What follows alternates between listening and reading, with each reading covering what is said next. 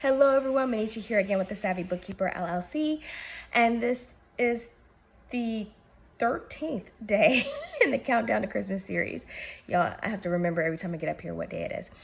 But we're gonna talk about having accurate books. So we talked in one of these days, earlier days, about having KPIs, which is key performance indicators, and being able to track your growth in certain areas in your business. Well, that sounds really nice, y'all. But in order to have KPIs, you need accurate data to pull from. And where do you think that accurate data comes from?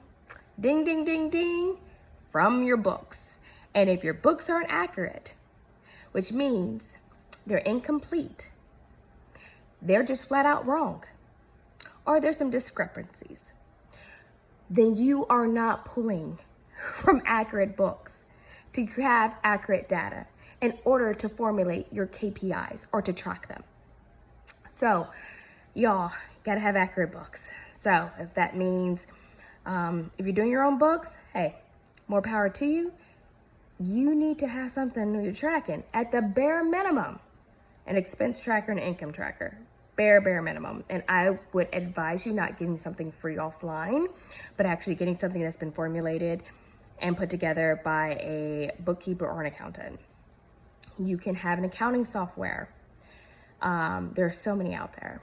Most well known is QuickBooks Online, but there's Wave, there's FreshBooks, there's Xero, there's, oh my goodness, there's so many, y'all. It's a plethora. It's gotten to the point where there's so many accounting softwares in the game. It's just too many to count. So choose one, okay? Doesn't matter. Figure it out. Choose it.